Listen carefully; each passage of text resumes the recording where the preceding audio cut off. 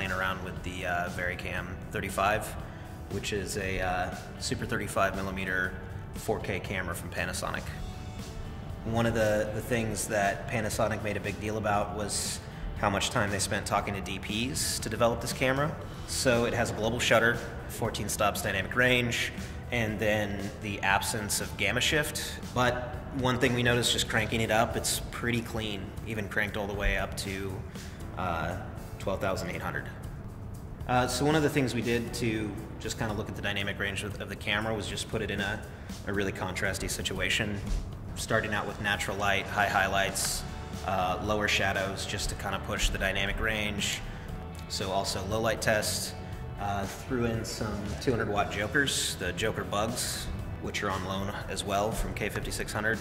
To be honest, it looks like most other digital cameras. You know, when it clips, it's really noticeable. You get kind of the same kind of hard lines. I came here today just to check out the VariCam. I threw it on my shoulder, did some shots with it, because where I was photographing a lady who was more dark-skinned against a window with snow, and the detail and skin tone and the detail in the snow itself was quite amazing. One of the benefits of this camera is obviously you've got your controls on the smart side, but you can also remove this piece, pop on an extension cable, and mount it on your dumb side. Then your AC has access on the dumb side, and your operator can just live on the smart side of the camera.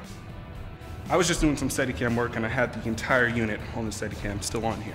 But, you know, say you want to throw it on a Movi or some sort of a gimbal or a techno crane, you can break off the recording section of this camera and actually run a cable. The camera feels really good on your shoulder. I would say it's very comparable to Alexa, maybe slightly lighter, but it's nice. Like it's a well-built form factor that sits nicely and is easily balanced, and it's a very well-built camera. Built in, it looks like you can record 4K to your P2 cards, and then to the micro P2 you can record 2K proxies. Only 2 codecs for that. There's the AVC-Intra codec, but there's also the option to record a AVC-Intra proxy. It appears that it likely has a beta firmware on it, so just going through the menu, there's a lot of options that you would think it would have, but are not present in the menu, among which was advertised 120 frames per second in 4K. Right now it's only going up to 60 frames in 4K, so probably another firmware thing. The VariCam 35 is definitely aimed at episodic TV and cinematic use.